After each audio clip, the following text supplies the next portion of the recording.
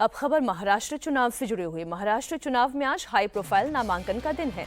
महाराष्ट्र के मुख्यमंत्री और उप मुख्यमंत्री समेत कई बड़े चेहरे आज नामांकन दाखिल करने वाले हैं। मुख्यमंत्री एकनाथ शिंदे ठाणे के कोपरी पाचपाखड़ी सीट से पर्चा भरने वाले हैं। इस दौरान महायुति के बड़े नेता मौजूद रहेंगे। आज ही महाराष्ट्र के डिप्टी सीएम अजीत पवार भी बारामती से नॉमिनेशन फाइल करने जा रहे हैं। अजीत पवार का अपने ही भतीजे योगेंद्र पवार से मुकाबला है। योगेंद्र भी आज ही पर्चा दाखिल करेंगे, यानी कि वोटिंग से पहले चाचा और भतीजे का एक ही दिन में शक्ति प्रदर्शन भी होगा। आज माहिम सीट से राज ठाकरे के बेटे अमित ठाकरे भी अब से थोड़ी ही देर में नॉमिनेशन डालेंगे। अमित ठाकरे इस सीट पर एमएनएस के उम्मीदवार हैं और खबर यह है कि महायुति में इस सीट से शिवसेना के उम्मीदवार सदा सरवणकर अपनी दावेदारी वापस ले सकते हैं। इसे लेकर महायुति में अभी चर्चा चल रही है। समाजवादी पार्टी से अध्यक्ष अबू आजमी भी आज मानखुर्द सीट से पर्चा भरेंगे। इस सीट से नवाब मलिक उन्हें चुनौती देने की तैयारी में हैं। वहीं बांद्रा ईस्ट से शिवसेना यूबीटी के उम्मीदवार वरुण सरदेसाई भी आज नॉमिनेशन फाइल करेंगे। महाराष्ट्र में पर्चा भरने की कल आखिरी तारीख है। टिकट बंटवारे को लेकर चल रही टेंशन के बीच महायुति ने अब तक का सबसे बड़ा दांव चल दिया है। महायुति ने मुंबई की वर्ली सीट से मिलिंद देवड़ा को मैदान में उतार दिया है। मिलिंद देवड़ा का इस सीट पर आदित्य ठाकरे से मुकाबला होगा। आदित्य ठाकरे शिवसेना यूबीटी के चीफ उद्धव ठाकरे के बेटे हैं और वर्ली के मौजूदा सांसद हैं। कल एकनाथ शिंदे की शिवसेना ने 20 उम्मीदवारों की अपनी नई लिस्ट जारी की। इसमें संजय निरुपम का भी नाम है। संजय निरुपम को डिंडोशी से टिकट दिया गया है। संजय निरुपम का डिंडोशी सीट पर यूबीटी के सुनील प्रभु से मुकाबला होगा।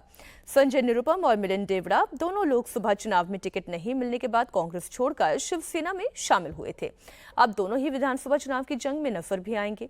संजय निरुपम की उम्मीद तो ये है कि डिंडोशी सीट पर वो भारी मतों से विजेता घोषित होंगे। हमारी पार्टी के मुख्य नेता और महाराष्ट्र के मुख्यमंत्री माननीय श्री एकनाथ राव शिंदे जी ने मुझ पर विश्वास जताया है। मुझे आज डिंडोशी विधानसभा क्षेत्र से पार्टी का और महायुति का उम्मीदवार बनाया है।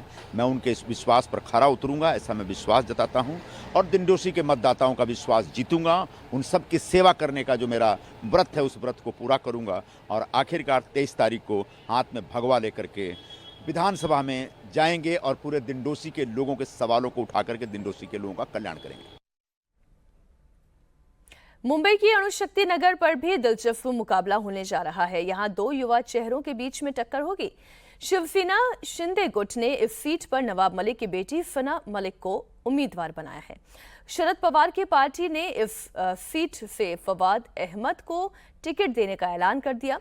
फवाद अहमद सोशल एक्टिविस्ट स्वरा भास्कर के पति हैं और पिछले लंबे समय से शरद पवार की पार्टी से वो जुड़े हुए हैं। हमारे सहयोगी दिनेश मौर्य जुड़ गए हैं अब इस खबर पर। दिनेश, कई सारे ऐसे अब चेहरे हो गए हैं जहां पर मुकाबला बड़ा दिलचस्प होने वाला है, चाहे वो मिलिंद देवड़ा की वर्ली से नॉमिनेशन हो या संजय निरुपम का डिंडोशी से उतरना हो या फिर सना मलिक वर्सेस फवाद अहमद। ये भी इंटरेस्टिंग नाम सामने आया है।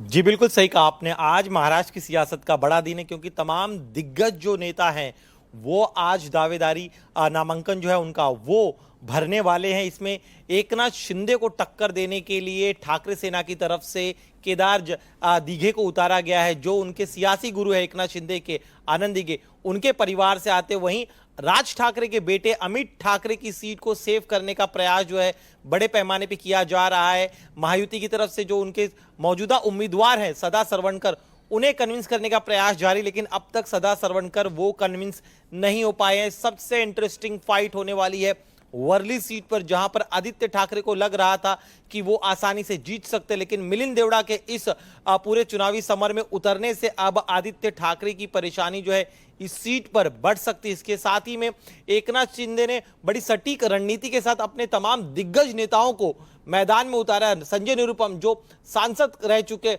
उन्हें जो है विधानसभा चुनाव में उतार रहे हैं। डिंडोशी की सीट जो है ठाकरे सेना की परंपरागत सीट मानी जाती है, लेकिन यहां पर उन्हें टक्कर देने का प्रयास वो किया जाएगा। वहीं दूसरी तरफ महाविकास आघाड़ी वो भी पूरी तरह प्रयास कर रहे हैं कि जो उनके दिग्गज नेता है, खासतौर पर अजीत पवार बारामती सीट से नामांकन दाखिल करने वाले, उनके खिलाफ पवार परिवार के ही एक सदस्य योगेंद्र को उतारा गया। तो कोशिश यही की जा रही दोनों तरफ से कि ज्यादा से ज्यादा सीटों पर तगड़े उम्मीदवार उतारे जाए ताकि लड़ाई कांटे की हो। जी बहुत शुक्रिया दिनेश आपका पूरी जानकारी के लिए।